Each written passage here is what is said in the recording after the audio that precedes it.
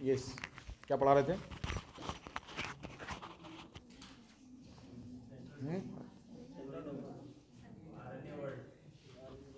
हाँ, कल हम लोग ये डिस्कस कर रहे थे कि ये जो है पहले आरएनए की ओरिजिन हुई है या डीएनए की, यही डिस्कशन हो रहा था कि पहले आरएनए की ओरिजिन हुई है या डीएनए की। ठीक है, तो इसमें हमें देखना ये है, हम सेंट्रल डोग्मा पर बात कर रहे थे कि अगर फ्लो ऑफ जेनेटिक इन्फॉर्मेशन हमें देखनी है, अगर बात करें फ्लो ऑफ जेनेटिक इन्फॉर्मेशन की, तो हम ये कहते हैं कि सेंट्रल डोग्मा पे आइए। तो बताया था हमने आपको कि डीएनए से डीएनए का फॉर्मेशन होता है, इससे आरएनए का फॉर्मेशन होता है, परंतु आरएनए से डीएनए का भी बनता है, आरएनए से पॉलीपेप्टाइड का भी निर्माण होता है। ये था, it is the flow of information. ठीक, हमने 4 प्रकार के एंजाइम्स का नाम भी दिया था, कौन कौन से? DNA dependent, DNA polymerase. दूसरा एंजाइम हमने देखा था डीएनए डिपेंडेंट आरएनए पॉलीमरेज बताया था। तीसरा बताया था RNA dependent DNA polymerase, DNA polymerase.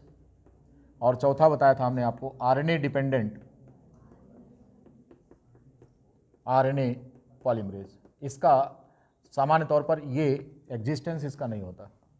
ठीक है, यानी कि ऐसा कोई उदाहरण नहीं मिलता है आज की मशीनरी में कि जिसमें आरएनए से आरएनए का निर्माण होता हो। ठीक है, इन 3 पर हम विचार करेंगे। इसको हम डायरेक्टली डीएनए पॉलीमरेज कहते हैं।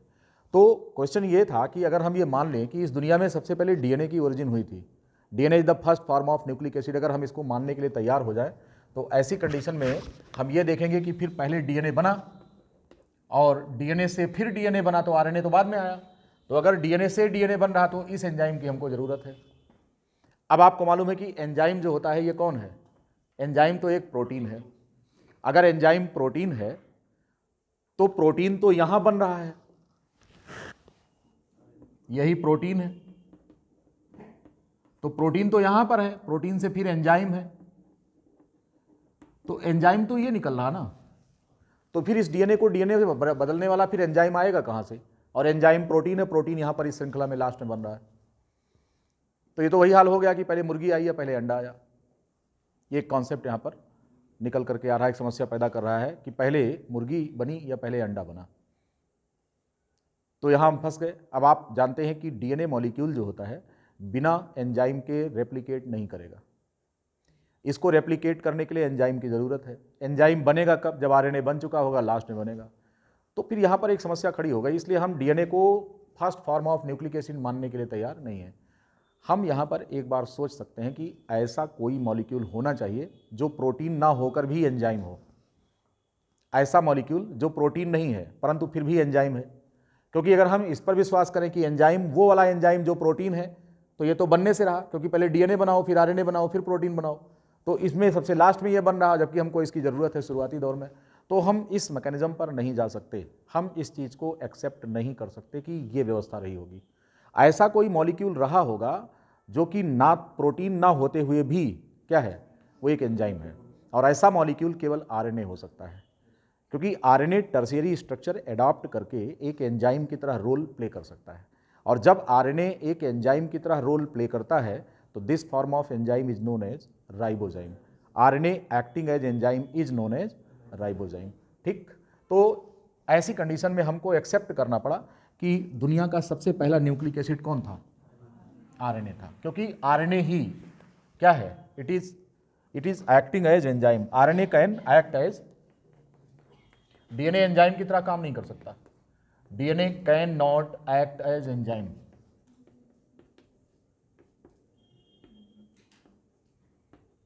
डीएनए एंजाइम की तरह काम नहीं कर सकता, so it can not be the first form of nucleic acid. First form of the nucleic acid, ये न्यूक्लिक एसिड का पहला रूप नहीं हो सकता। RNA can act as enzyme. and this form of RNA acting as enzyme, this form of RNA acting as enzyme, क्या कहते हैं इसको? इट इज नोन एज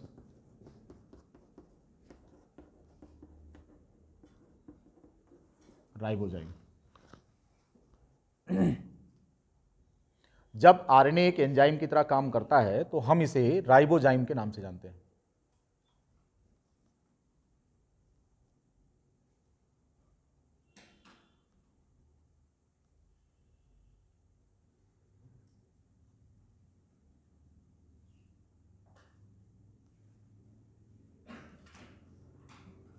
ठीक है,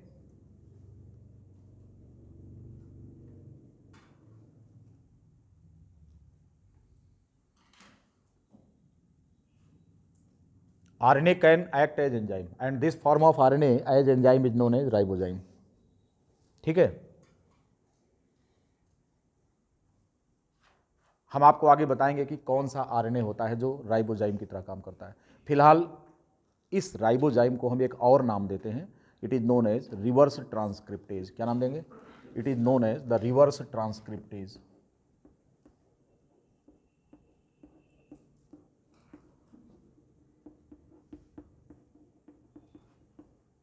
हम इसे रिवर्स ट्रांसक्रिप्टेज कहते हैं, यानी कि आरएनए डिपेंडेंट डीएनए पॉलीमरेज है ये।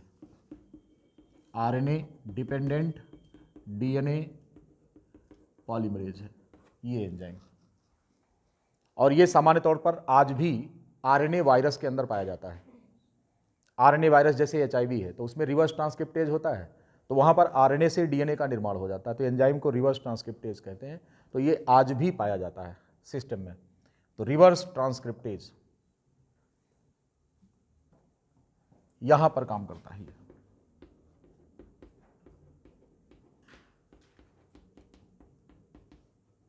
और एक बार आरएनए से जब डीएनए बन गया तो फिर ये मैकेनिज्म आगे फिर काम कर गई। बस शुरुआत में एक बार आरएनए बनने की जरूरत थी, तो आरएनए का निर्माण आरएनए से होगा। इस काम के लिए कौन जिम्मेदार है? एक एंजाइम।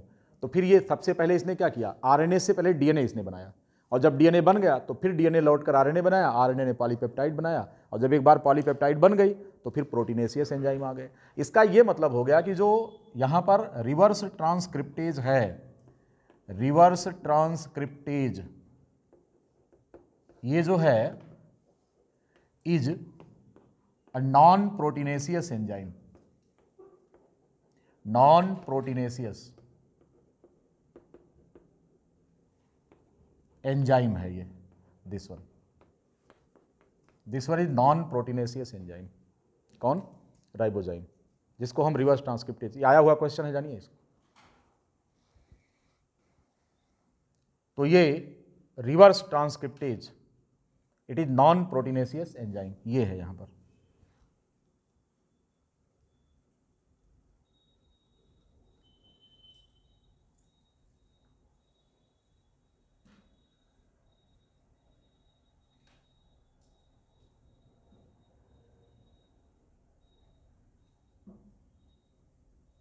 लिख लिया? कुछ मेरी डिस्प्लेस हुई है शायद।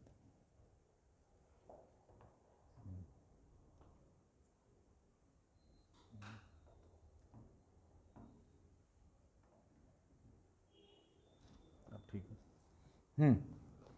तो रिवर्स ट्रांसक्रिप्टेज ये नॉन प्रोटीनेसियस एंजाइम होता है। कौन सी कैटेगरी का है? Non proteinaceous. और एक बार जब ये आरएनए से डीएनए बन गया तो फिर बाकी जितने भी एंजाइम आए वो सब कौन से हैं? तो आज के ये मॉडर्न एंजाइम्स हैं। बात समझ में आ गई? ये जो एंजाइम था ये हाईली थर्मोस्टेबल था, ये हाईली थर्मोस्टेबल था, हाई टेम्परेचर पर काम करने के लिए अभ्यस्त था, और मल्टी फंक्शनल था। हाईली थर्मोस्टेबल था ये, थर्मोस्टेबल एंड ये पूरी तरह से थर्मोस्टेबल था और मल्टी फंक्शनल था। मल्टी फंक्शनल था। तो ये फैक्ट स्टेब्लिश हो गया कि इस दुनिया में आरएनए वर्ड सबसे पहले इस्टेब्लिश हुआ था, डीएनए वर्ड इसके बाद आया था। बात समझ में आ गई होगी, ठीक है।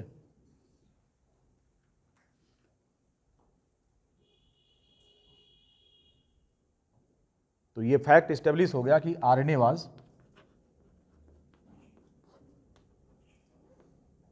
The first form of nucleic acid.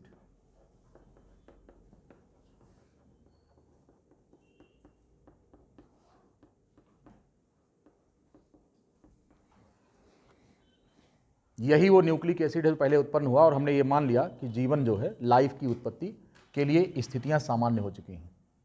Life तो नहीं था, लेकिन लाइफ के लिए सबसे इसेंशियल चीज़ था कि बिना न्यूक्लिक एसिड के जीवन नहीं हो सकता। तो ये न्यूक्लिक एसिड सबसे पहले कहाँ बन गया? समुद्र में बन गया। और इसी न्यूक्लिक एसिड के रूप में, आरएनए के रूप में आज भी कौन पाया जाता है? वायरोइड्स होते हैं। वायरोइड्स होते हैं ना, तो वो नेकेड आरएनए होते हैं वो, ठीक है।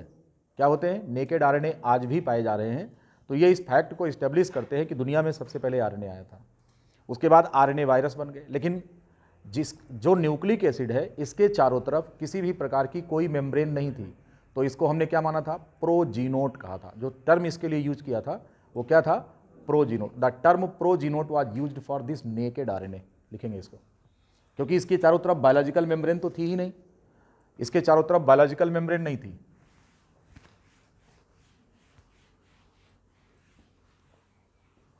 तो फर्स्ट फॉर्म ऑफ लाइफ कैसा था? यही था, आरएनए। किस रूप में था? It was naked without membrane, the first form of life. ये आरएनए मॉलिक्यूल था, आरएनए। इसके चारों तरफ बायोलॉजिकल मेम्ब्रेन नहीं थी, तो it was first form of life. Nucleic acid तो था ही, ये फर्स्ट फॉर्म ऑफ लाइफ था, जिसे हम नाम क्या देते थे? प्रोजीनोट। हम इसे नाम दिए थे प्रोजीनोट। फर्स्ट जीन, प्रो माने प्रिमिटिव, जीनोट जीन, ये पहला जीन था। और इसी से ये एंसेस्टर भी था। It was ancestor, it was the ancestor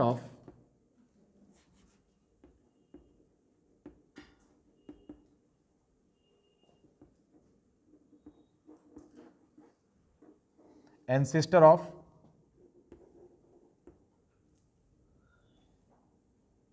all the life forms. सभी प्रकार के जीवन का एंसेस्टर था, पूर्वज था। It was the common ancestor. और यहीं से दो लाइन स्प्लिट हो गई, prokaryotic form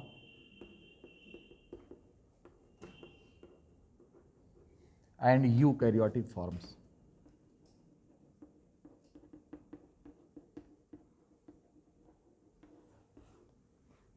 prokaryotic forms and eukaryotic, दोनों प्रोकैरियोट और यूकैरियोट के कॉमन एंसेस्टर थे, जिनको हम प्रोजीनोट बोलते थे। फर्स्ट फॉर्म ऑफ लाइफ प्रोजीनोट, इन्हीं से ओरिजिन हुई है प्रोकैरियोटिक और यूकैरियोटिक सेल्स की।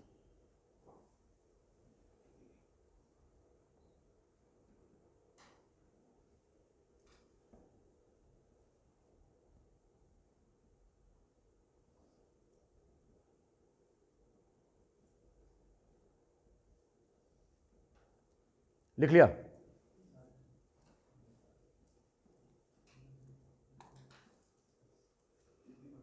First form of life progenote, it was the ancestor of all the life forms. और सारे प्रोकैरियोट और यूकैरियोट यहीं से बने हैं। आपसे अगर पूछा जाएगा, आपको, आपके मन में हो सकता है इस प्रकार की विचारधारा हो कि सबसे पहले प्रोकैरियोट बना और उसी से यूकैरियोट बना, तो ऐसा नहीं था। प्रो और यूकैरियोट इन दोनों के कॉमन एंसेस्टर थे ये, जिनको प्रोजीनोट कहा गया था, प्रिमिटिव फॉर्म ऑफ लाइफ। लेकिन ध्यान रहे कि बायोलॉजिकल मेम्ब्रेन नहीं थी। जब इनके चारों तरफ बायोलॉजिकल मेम्ब्रेन हो गई तो ओरिजिन हुई पहली सेल की, फर्स्ट सेल ओरिजिनेटेड, ठीक है। इवन कि वायरस में भी मेम्ब्रेन होती है क्या? नहीं होती। बायोलॉजिकल मेम्ब्रेन वायरस में होती है क्या? नहीं होती है। वायरस में क्या होता है? प्रोटीन का कवच होता है। लेकिन बायोलॉजिकल मेम्ब्रेन किसको कहते हैं? फॉस्फोलिपिड और प्रोटीन दोनों से बना हुआ। What do mean by the biological membrane? Biological membrane वो है, बायोलॉजिकल मेम्ब्रेन किसे कहेंगे? हम बायोलॉजिकल मेम्ब्रेन कहेंगे that is made up of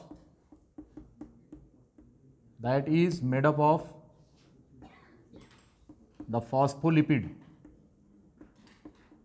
phospholipid and protein both, इन दोनों से बना हो।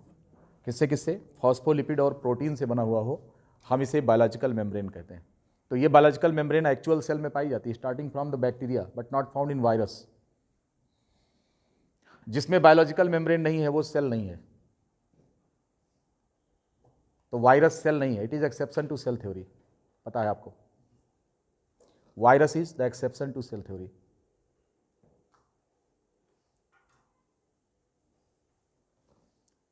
अब तक ये फैक्ट स्टेब्लिश हो गया कि आरएनए ही इस दुनिया का पहला रूप था न्यूक्लिक एसिड का। दूसरी बात हमें यहाँ जाननी है कि ये जो न्यूक्लिक एसिड्स होते हैं जेनेटिक मटेरियल होते हैं। तो क्वेश्चन है कि जेनेटिक मटेरियल कौन था, which is the genetic material. तो ये फैक्ट स्टेब्लिश हो चुका है कि DNA is the genetic material. क्या फैक्ट स्टेब्लिश हुआ है? The DNA is the genetic material. ये फैक्ट स्टेब्लिश हुआ है।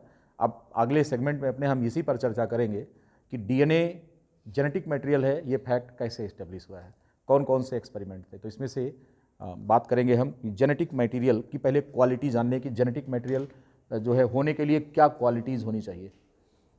तो हेडिंग क्या होगी? हम लिखेंगे जेनेटिक मटेरियल।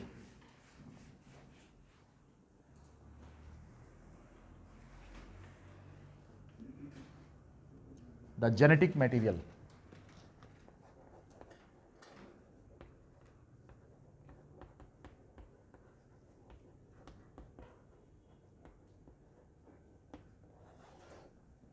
डीएनए है, आरएनए है या फिर प्रोटीन। ये एक क्वेश्चन है कि इन तीनों में से जेनेटिक मटेरियल कौन है। ये एक क्वेश्चन है यहां पर,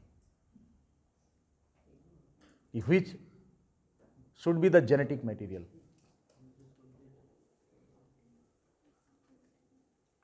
जेनेटिक मटेरियल होने की क्वालिफिकेशन किसके पास है, राइट? तो ऐसे बिना जाने विचारे थोड़ो कह देंगे कि हाँ यही जेनेटिक मटेरियल है। हालांकि जब तक ये फैक्ट इस्टेब्लिश नहीं हुआ था कि इनमें से जेनेटिक मटेरियल कौन है, तो निश्चित रूप से एक कंट्रोवर्सी थी और एक डिस्प्यूट चल रहा था। तो इसको सॉल्व करने के लिए कुछ एक्सपेरिमेंट हुए थे, उन्हीं पर हम चर्चा करेंगे। लेकिन पहले हम ये जान लें कि जो जेनेटिक मटेरियल है उसमें क्वालिटी क्या होनी चाहिए। ठीक, आपको पता है कि जेनेटिक मटेरियल काम क्या करता है? कन्या, जेनेटिक मटेरियल क्या काम करता है? जेनेटिक मटेरियल, डीएनए पर जाओ, जेनेटिक मटेरियल काम क्या करता है ये हम पूछ रहे हैं। आपने चैप्टर पढ़ा ना, इंटरमीडिएट में पढ़ा था, molecular basis of inheritance. Molecular basis of inheritance यानी कि इनहेरिटेंस क्या चीज है? The mechanism in which the parental characters transferred from parent to offsprings. ये मैकेनिज्म है, इसको हम क्या बोलते थे? इनहेरिटेंस कहते थे। अब इस इनहेरिटेंस के पीछे यानी पर्दे के पीछे गेम कौन प्ले कर रहा है? कैरेक्टर तो आप देख लेते हैं, आप कैरेक्टर देख लेते हैं, लेकिन इसके पीछे का जो गेम प्लेयर है वो आप नहीं देख पाते उसको। तो वो कौन है? That is the genetic material. Don't be particular with DNA, RNA और protein, just say it the genetic material. It was behind the curtain, game player. दिखता नहीं था, it is not in scene but it is always in scene. दिखेगा नहीं लेकिन रहेगा, उसकी चर्चा हम करेंगे। तो ये कौन है? It is in hidden form, just like other biochemicals, like sugar, like lipid, like other materials, vitamin, enzymes. उसी तरीके से आपका ये जेनेटिक मटेरियल भी है, लेकिन इसके पास विशेष प्रॉपर्टी क्या है कि आपके कैरेक्टर्स को डिस्प्ले करता है। क्वेश्चन ये कौन है? ये डीएनए है, आरएनए है या प्रोटीन? 3 पर सस्पेक्ट किया गया। तो पहले आप ये जान लीजिए कि जेनेटिक मटेरियल जो काम कर रहा है उसके लिए किन किन चीज़ों की ज़रूरत है। जो काम कर रहा है वो क्या कर रहा है? माता पिता के लक्षण संतान में पहुंचा रहा है। अब बहुत ईमानदारी से होनी, there should be fidelity. Fidelity समझते हैं? What do you mean by fidelity? वफादारी। यहाँ पर फिडेलिटी होनी चाहिए, वफादारी होनी चाहिए। ऐसा ना हो कि बाप ने कहा कि मेरा ये लक्षण जान, अपने स्पर्म से बोलता है कि मेरा सारा करेक्टर मेरे बच्चे तक पहुँचाओ। पिता यही कहता है ना, मनसा क्या है उसकी? है स्पर्मेटोजोआ के माध्यम से, क्योंकि स्पर्मेटोजोआ अपने उसके बाप का प्रतिनिधि है। बाप का प्रतिनिधि है कौन? स्पर्मेटोजोआ। और मां का प्रतिनिधि कौन है? एग है। तो पिता स्पर्मेटोजोआ से इस बात का एक्सपेक्ट करता है, इसको एक्सपेक्ट करता है कि मेरे सारे कैरेक्टर्स को बिना म्यूटेट किए सीधे पहुंचा दो संतान में। अब पता लगा कि बाप की आंख का कलर कैसा है? ब्लैक। और ये स्पर्म जब बच्चे में पहुंचा तो वफादारी घट गई, इसकी वफादारी घट गई, ये बेईमान हो गया। और इसने क्या कर दिया, बाप का जो आंख का कलर ब्लैक था तो उसको ले जाकर के गंजा कर दिया। गंजा कहते हैं, क्या कहते हैं, ब्राउन कलर वाला, द ब्राउन कलर कर दिया आंख को, या ब्लू कलर कर दिया, म्यूटेट कर दिया, रास्ते में म्यूटेट हो गया। पिता ने उसको normal haemoglobin, normal RBC shape वाला जो है जीन दिया था, और रास्ते में म्यूटेट हो गया, बच्चे में सिकल सेल एनीमिया हो गया। तो ये अच्छी बात है क्या है? बिल्कुल नहीं। बाप के पास सिकल सेल एनीमिया नहीं था, और जब स्पर्मेटोजोआ रास्ते में ही म्यूटेट कर गया, उसका जो डीएनए है, और म्यूटेट कर गया तो सिकल सेल एनीमिया हो गया। अब यहाँ पर इसकी वफादारी रही क्या? नहीं। हम जिस पर विश्वास करें वो हमारे विश्वास पर खरा उतरे। तो पिता ने स्पर्मेटोजोआ में बैठे हुए जेनेटिक मटेरियल पर विश्वास किया, और उसने रास्ते में गेम कर दिया, और रास्ते में गेम कर दिया तो बच्चा हो गया चेंज। अब पिता शक कर रहा है कि मेरा ही लड़का है क्या ये, है कि नहीं? जेनेटिक्स में इन सारी संभावनाओं पर विचार करते हैं ना। जैसे मुलायम सिंह के लड़के की नाक अगर मुलायम सिंह जैसी नहीं है तो मुलायम सिंह को डाउट होता।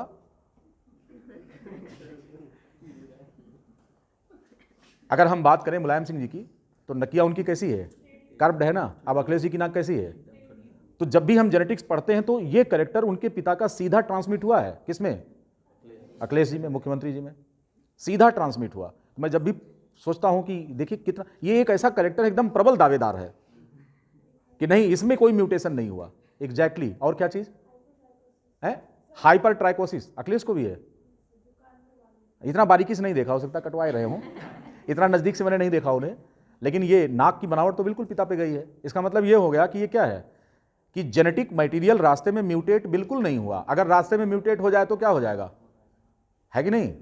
तो इसीलिए हम एक्सपेक्ट करते हैं कि जो संतान है वो अपने पिता की एग्जैक्ट प्रतिरूप हो। हालांकि सेक्सुअल रिप्रोडक्शन में चांस रिकॉम्बिनेशन के होते हैं, इसलिए 100% फिडेलिटी नहीं दिखती।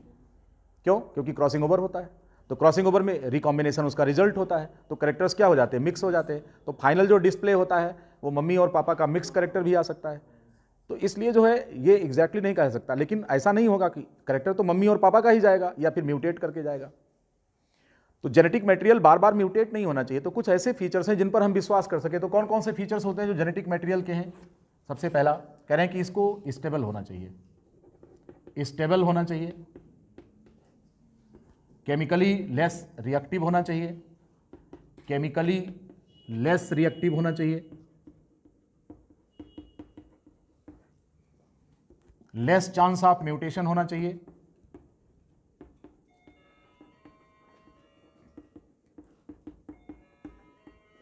और क्या होना चाहिए? Should replicate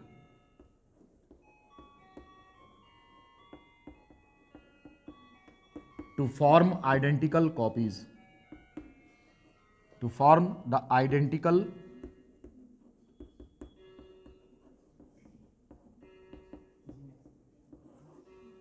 copies। स्टेबल होना चाहिए, केमिकली लेस रिएक्टिव होना चाहिए, लेस चांस ऑफ म्यूटेशन होना चाहिए, and should replicate to form the identical copies. अपना रेप्लिका बना ले। डीएनए में टेंडेंसी है, देखिए कौन कौन सा कैरेक्टर डीएनए के फेवर में जा रहा। अगर हम डीएनए और आरएनए दोनों को रख करके देखें तो हम ये पाते हैं कि डीएनए जो होता है इस मामले में डीएनए फेट है, डीएनए में ये फीचर है, वो लेस स्टेबल है, ये मोर स्टेबल है। और इस स्टेबिलिटी का कारण उसका केमिकल इनर्टनेस है। क्योंकि अगर हम शुगर की बात करें डीएनए और आरएनए में, तो जो शुगर होता है ये पेंटोज शुगर है, इसका कार्बन नंबर 1 2, इस दूसरे पर यहाँ पर हाइड्रोजन है और हाइड्रोजन है किसमें? अगर हम बात करें डीऑक्सी राइबोज शुगर में, जो कि डीएनए में पाया जाता है। और अगर हम इसी चीज को देखें तो हाइड्रोक्सिल ग्रुप होता है किसमें?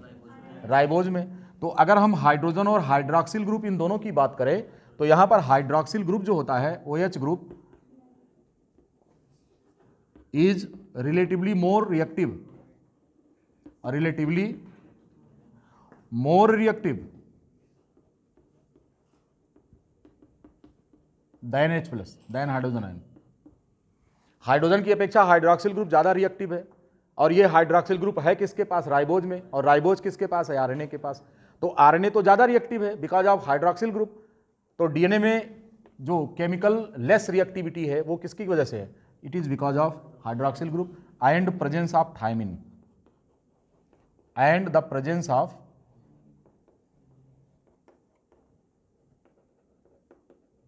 यूरेसिल ज्यादा active in comparison to thiamine.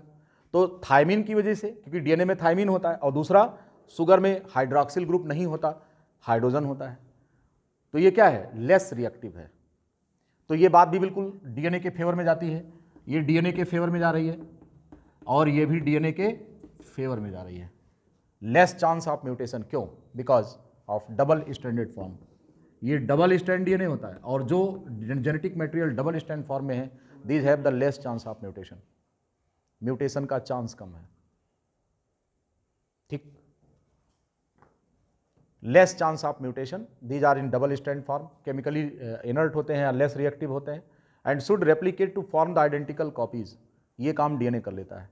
DNA से डीएनए का निर्माण हो जाता है, और इस प्रक्रिया को हम रेप्लिकेशन ऑफ डीएनए कहते हैं, राइट? क्या कहेंगे? It is known as the replication of DNA. तो इस तरीके से ये 4-5 फैक्ट्स हैं, यही क्वालिफिकेशन है किसी की जेनेटिक मटेरियल होने की, कि वो स्टेबल होना चाहिए, केमिकली लेस रिएक्टिव होना चाहिए, चांस ऑफ म्यूटेशन कम हो, डबल स्टैंड फॉर्म में हो, और अपना रेप्लिका बना ले। ये सारी प्रॉपर्टी किसके फेवर में जा रही है? डीएनए के फेवर में जा रही है। तो कहीं ना कहीं माइंड सेट हो गया, DNA is the genetic material. ये जब ये फैक्ट इस्टेब्लिश हुआ, तो अपवाद किसी प्रकार का न रहे, तो सबसे पहला एक्सपेरिमेंट ग्रिफ्थ ट्रांसफॉर्मेशन एक्सपेरिमेंट था। कौन सा एक्सपेरिमेंट था? ग्रिफिथ ट्रांसफॉर्मेशन एक्सपेरिमेंट था। हम इस पर चर्चा करेंगे। उन्होंने ट्राई किया इस बात को प्रूव करने का कि DNA is the genetic material.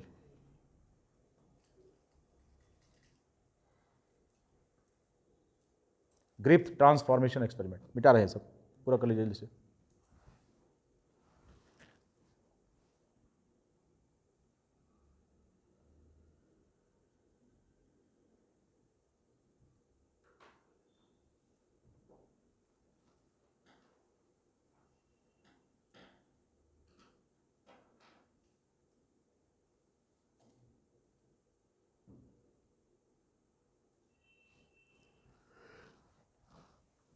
हो गया?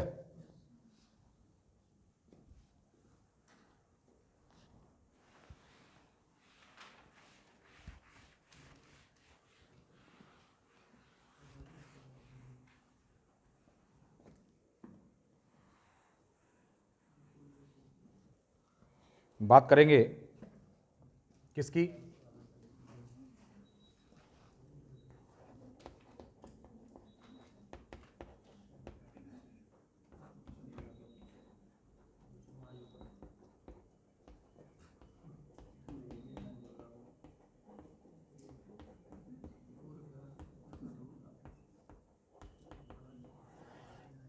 Transformation experiment. ट्रांसफॉर्मेशन मीन्स होता है मॉडिफिकेशन, सिंपली चेंज। ट्रांसफॉर्मेशन का मतलब किसी का रूप चेंज हो जाना, मॉडिफिकेशन।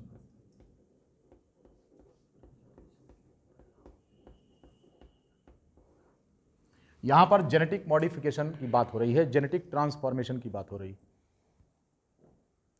एक्सपेरिमेंट किया किसने? ग्रिफ्थ ने। एक्सपेरिमेंटल मटेरियल क्या था? नो।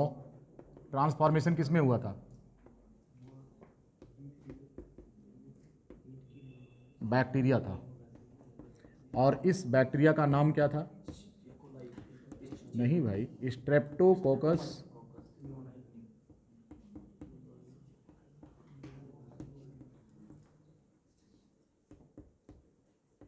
Streptococcus pneumoniae.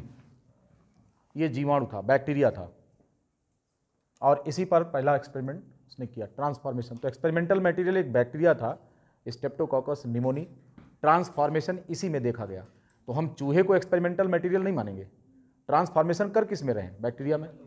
तो यहाँ पर एक्सपेरिमेंटल मटेरियल बैक्टीरिया था, है? और ये जो है, जो बैक्टीरिया आप देख रहे हैं यहाँ पर, ये बैक्टीरिया जिम्मेदार है, it is the causal organism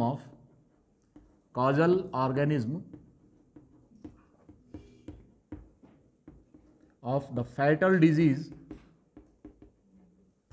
disease pneumonia.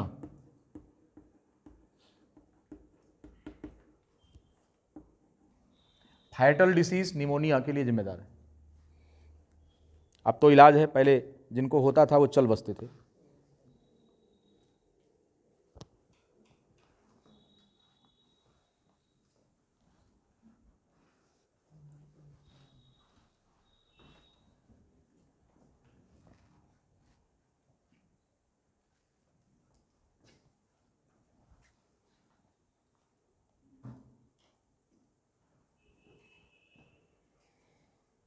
ठीक है, एक बैक्टीरिया स्ट्रेप्टोकाकस निमोनी जिस पर एक्सपेरिमेंट किया गया था। दरअसल में इस बैक्टीरिया के 2 स्ट्रेन होते हैं। 2 strains of this bacteria recognised.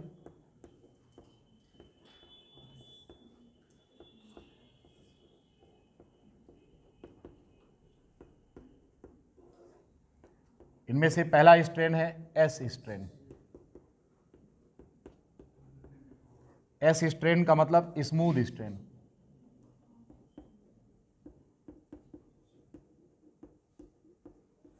Smooth strain. इसमें क्या होता है, बैक्टीरिया में ये तो इसकी सेल मेम्ब्रेन है, दूसरी इसके चारों तरफ ये सेल वॉल है, this one is the cell membrane.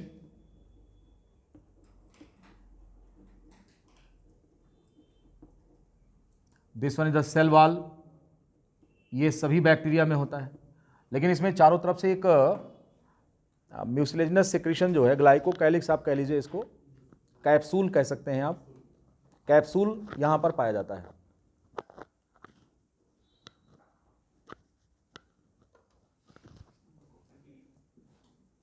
इसके चारों तरफ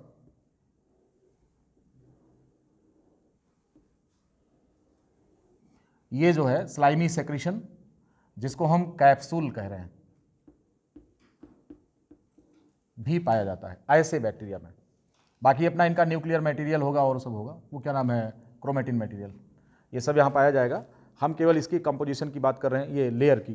तो सेल मेम्ब्रेन इनर है, बीच में कौन है, सेल वॉल, और सबसे बाहर की तरफ इसको कवर करने के लिए कैप्सूल होता है, जो कि एक स्लाइमी सेक्रेशन है, ग्लाइकोकैलिक्स भी कह सकते हैं इसको, capsule.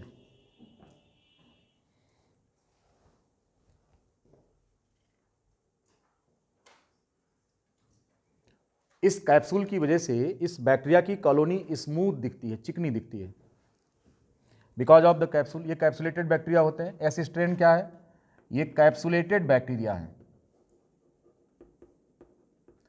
Capsulated bacteria.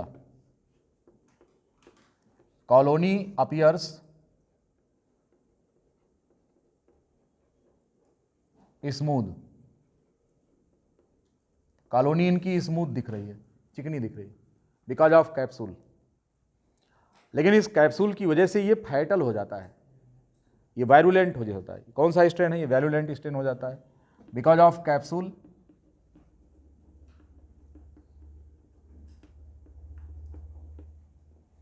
The virus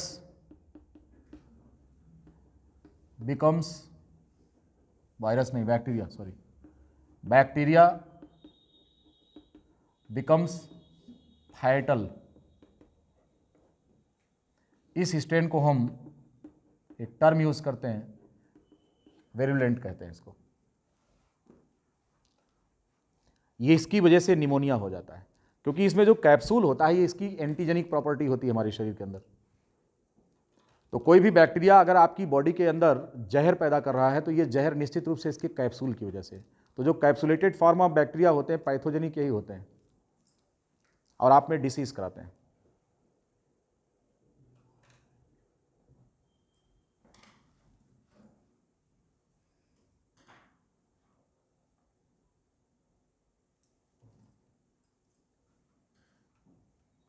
सारे फीचर समझ गए होंगे। इसको एस स्ट्रेन क्यों कहते हैं, because of the presence of capsule, a gelatinous covering here, bacterial colony appears smooth, therefore the term S strain given it. Because of capsule, it has the antigenic property and cause the disease in our body that is known as pneumonia disease. और चूंकि ये बीमारी करा सकता है इसलिए इसका नाम वेरुलेंट स्ट्रेन हुआ। ये खतरनाक स्ट्रेन है, फैटल होता है, बीमारी करा सकता है। ये इसका जो दूसरा भाई है उसमें कैप्सूल नहीं होता, उसको हम क्या कहते हैं, नॉन कैप्सुलेटेड बैक्टीरिया। उसे हम आर स्ट्रेन कहते हैं। R stands for rough strain, क्योंकि उसमें जो एक्सटर्नल कवरिंग होती है वो इसका सेल वॉल होता है, यहाँ पर कैप्सूल नहीं होता। तो अगर कैप्सूल नहीं तो सेल वॉल खुरदरा होता है, and because of that it is known as rough strain. तो रफ स्ट्रेन में कैप्सूल नहीं होता, यू कैन राइट दैट। दूसरा जो पॉइंट बी है that is rough strain of the bacteria, R strain. तो R strain, no capsule here, तो इसकी स्मूथनेस नहीं होती है।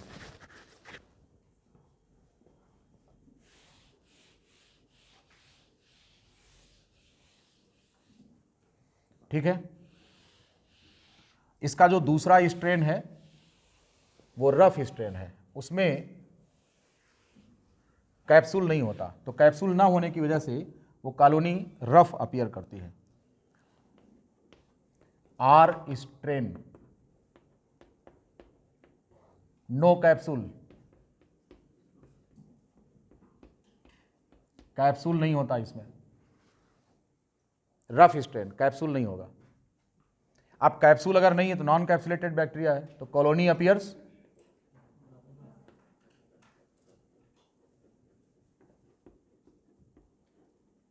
it is non-antigenic, cannot cause pneumonia disease। इस तरह से बैक्टीरिया की दो प्रजातियां यहां पर हो गई, रेसेज हो गई, स्ट्रेन हो गए। जैसे हम लोगों में रेस होती है, रेस समझते हैं, एशियाटिक, यूरोपियन, जैसे डोनाल्ड ट्रंप और नरेंद्र मोदी। नरेंद्र मोदी हिंदुस्तानी लगते हैं देखने में, डोनाल्ड ट्रंप कैसे लगते हैं? और उधर देखो जियांग चियांग पियांग, ये जियांग चियांग पियांग कौन है? चाइना वाले। का नाम होकर वहाँ राष्ट्रपति जौन है, चिंग पिंग पिंग, है ना।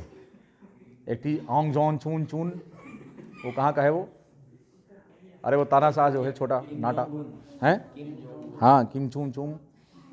तो ये अब इन तीनों को अगर रख दिया जाए, सामने खड़ा कर दिया जाए, तो आप इनको होमोसेपियंस तो कहेंगे, 46 क्रोमोसोम भी बोलेंगे, है कि नहीं? सब कुछ वही है, शादी विवाह भी हो सकता है, संतानें भी हो सकती है, लेकिन है क्या, गड़बड़ी कहाँ है? अरे भाई, हमारे यहाँ के इंडियन लोगों ने फॉरेनर से विवाह किया और हिंदुस्तानी बच्चा पैदा किया, है कि नहीं? तो इनमें क्रॉस संभव है, क्योंकि स्पीसीज सेम है, लेकिन डिफरेंस कहाँ पे आ रहा है? जब हम चेहरा देखेंगे, सिमिट्री चेहरे की, तो तीनों की डिफरेंट है। यही है रेस, ह्यूमन रेस। अब इसको हम सब स्पीसीज भी कह सकते, सब स्पीसीज नहीं कहेंगे, रेस कहेंगे। ये क्लाइमेटल जो वो क्या नाम है, क्लाइमेटिक वेरिएशन है, इन्वायरमेंटल वेरिएशन। अभी आप जब पहाड़ पे जाइए तो चेहरा कैसा होता है? नाक चपटी होती है, नाक चपटी होती है, और चेहरा कैसा, कॉम्प्लेक्सन फेयर होता है, और ये गाल जो होते हैं थोड़ा सा एप्पल रेड होते हैं, क्योंकि हाई अल्टीट्यूड पर हीमोग्लोबिन ज़्यादा होता है कि नहीं? वहाँ पर ऑक्सीजन कम, तो हीमोग्लोबिन ज़्यादा होता है, तो चेहरा रेडिश होता है कि नहीं? अब जाइए उधर अमेरिका में जाइए, तो वहाँ पर देखेंगे आप तो लाल लाल लोग दिखेंगे, अंग्रेजों कैसे दिखते हैं? लाल लाल दिखते हैं, है कि नहीं? तो ये जो क्लाइमेट का वेरिएशन है। अभी आप साउथ में चले जाइए, साउथ के लोगों को आप पहचान लेंगे तुरंत। साउथ के लोग हैं, बताइए कैसे होते हैं? जी हाँ, इनका कॉम्प्लेक्शन डार्क होता है, कॉम्प्लेक्शन डल होता है, पहली चीज़। दूसरी चीज़, अब कॉम्प्लेक्शन की बात मत करो, और भी कुछ चीज़ें होती हैं जिससे उनको साउथ इंडियन आप देख के बता देंगे कि साउथ इंडियन है। पेट भारी होता है उनका, पेट बड़ा होता है, निकला हुआ पेट होता है, ठिकने साइज के होंगे, पेट निकला हुआ टाइप का होगा, है कि नहीं? है, हाँ। अब वो जो भी होता हो वो छोड़िए वो सब।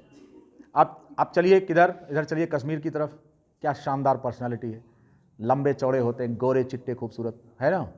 आप चलिए इधर नॉर्थ ईस्ट में चलिए, है कि नहीं, अरुणाचल प्रदेश की तरफ, तो वो हमारे जो गृह मंत्री हैं, क्या नाम उनका, जो क्या नाम है, अरे वो किरण रिजिजू, हाँ ना, वो खेल मंत्री हैं।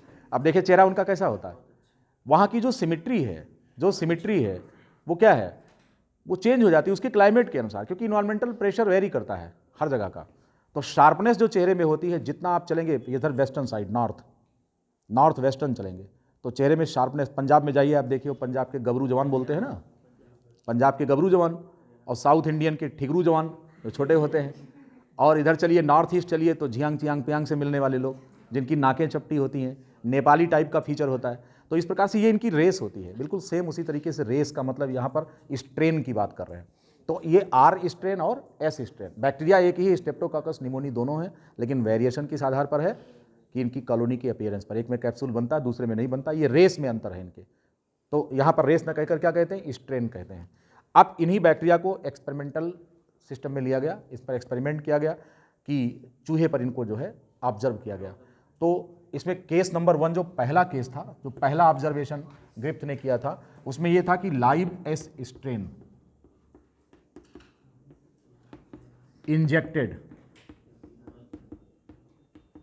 Into mice. चूहिया में क्या निकाला गया, लाइव एस स्ट्रेन, लाइव माने जिंदा था, एस स्ट्रेन बैक्टीरिया का इंजेक्शन दिया गया, चूहा क्या हो गया, डाइड। कौन, हाँ नहीं तो बैक्टीरिया लिख लो कि बैक्टीरिया मर गया चूहे को इंजेक्शन दिया, बैक्टीरिया में मर गया, बैक्टीरिया का इंजेक्शन चूहे को दिया, चूहा मर गया, माइस डाइड, मर गया बिकॉज ऑफ निमोनिया। किसके कारण मरा,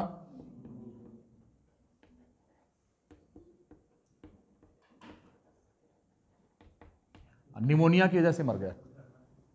ठीक है, चलो केस नंबर दूसरा इन्होंने क्या किया, heat killed S strain injected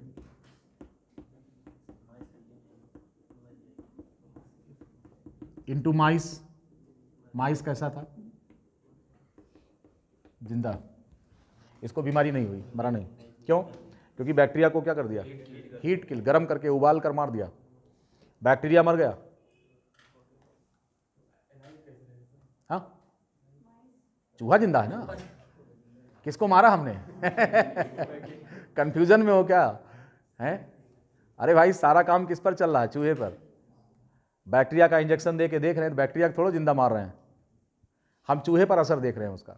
तो पहले केस में जिंदा बैक्टीरिया डाला तो मर गया, दूसरे केस में उबाल कर मार दिया बैक्टीरिया को, फिर इंजेक्शन दिया तो चूहा जिंदा रहा, उस पर निमोनिया नहीं हुआ। तीसरा केस, वहां पर क्या हो गया कि चूंकि बैक्टीरिया डाइड, अब बैक्टीरिया मार दिया गया तो क्या हुआ,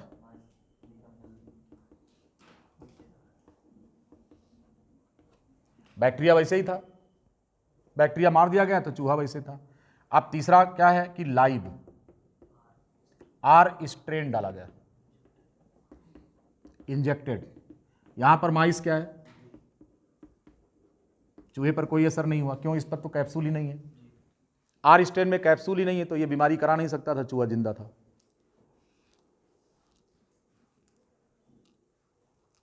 आर स्ट्रेन इंजेक्शन पर चूहा जिंदा रहा, यह बीमारी नहीं करा पाया, निमोनिया नहीं हुआ।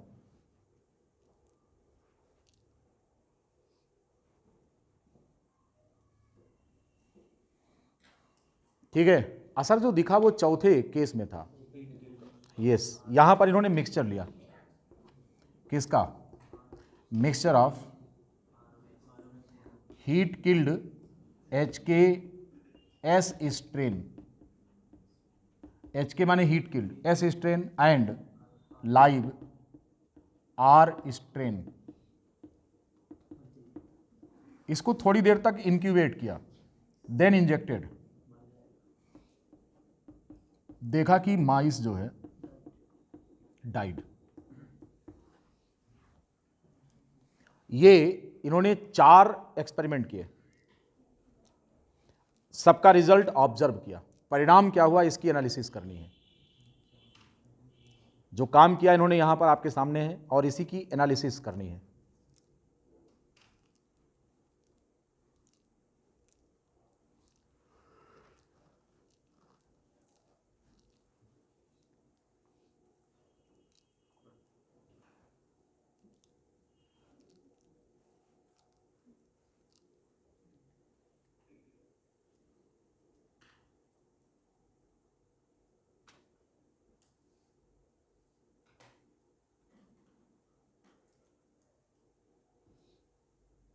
ठीक है,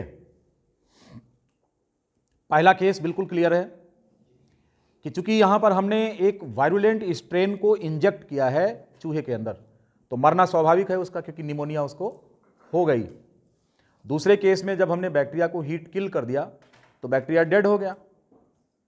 अब आप जानते हैं कि डेड सेल में डीएनए वर्क नहीं करता, कि डीएनए भी डेड हो गया। हीट किलिंग पर डीएनए डेड हो गया, ये कहना सही है? डीएनए तो कहां जिंदा था जो मर गया, डीएनए तो एक केमिकल है भाई, जैसे नाइट्रिक एसिड है, सल्फ्यूरिक एसिड है, वैसे ही न्यूक्लिक एसिड है। तो आप गर्म करेंगे तो डीएनए थोड़ा मरेगा, बैक्टीरिया मर गया। और डीएनए जो होता है वो टेस्ट ट्यूब में वर्क नहीं करता, कहाँ पर वर्क करेगा? लाइव बॉडी में वर्क करेगा, जिंदा शरीर के अंदर वर्क करेगा। तो चूंकि बैक्टीरिया यहाँ जिंदा था ही नहीं, मार दिया आपने, हीट किल कर दिया, तो इस बैक्टीरिया के अंदर जो एंजाइम्स थे उन्होंने काम करना बंद कर दिया। और डीएनए को इससे कोई मतलब नहीं है कि बैक्टीरिया जिंदा है या मरा है, मार डालो, कोई फर्क नहीं पड़ता। इन विट्रो रेप्लिकेशन हो जाएगा, बस माहौल पैदा कर दो, नहीं समझे? डीएनए को इन विट्रो और इन विवो माने लिविंग में, और आर्टिफिशियल मीडियम में डीएनए को you can replicate it, but you should have to provide the natural atmosphere just like it was in cell, because you should have to provide the appropriate temperature as well as the enzyme। वो DNA polymerase enzyme कहाँ से लाओगे? DNA polymerase enzyme test tube में थोड़ा पैदा होगा, बाहर से मिलाओगे तो रेप्लिकेशन होगा। इसलिए बैक्टीरिया के शरीर का जिंदा रहना डीएनए रेप्लिकेशन के लिए जरूरी इसलिए है क्योंकि उसके जिंदा शरीर से इसको वो सारी आइडियल कंडीशंस मिल जाएंगी जो डीएनए रेप्लिकेशन के लिए जरूरी। अदरवाइज हम डीएनए रेप्लिकेशन तो पॉलीमरेज चेन रिएक्शन में भी कराते हैं।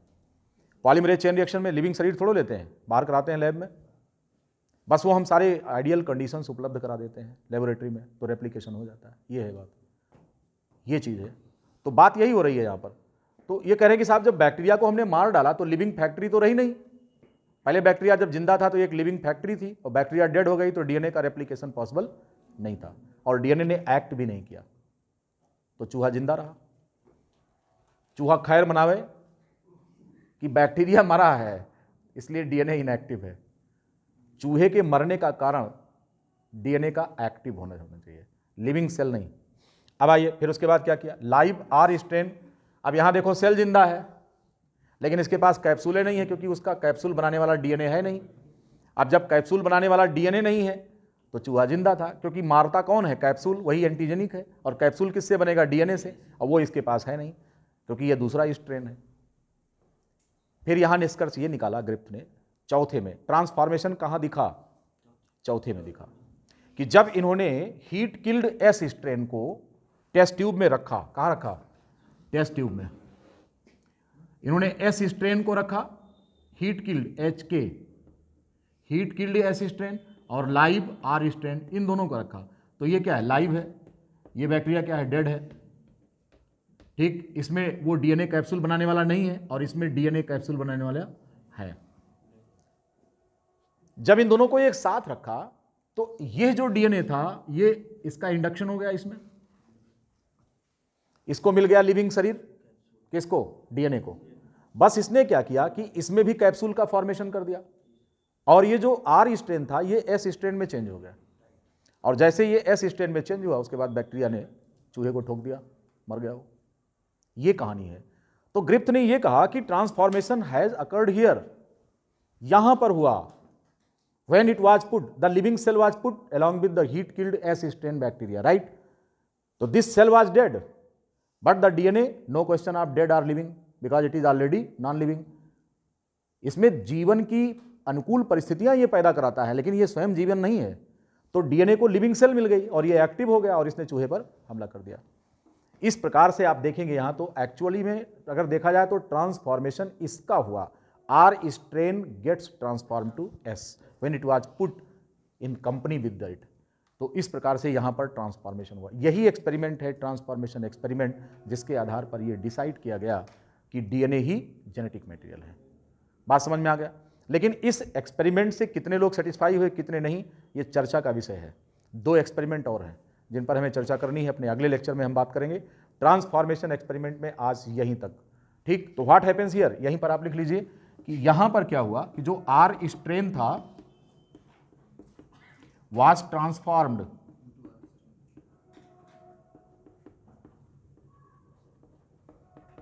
to S strain।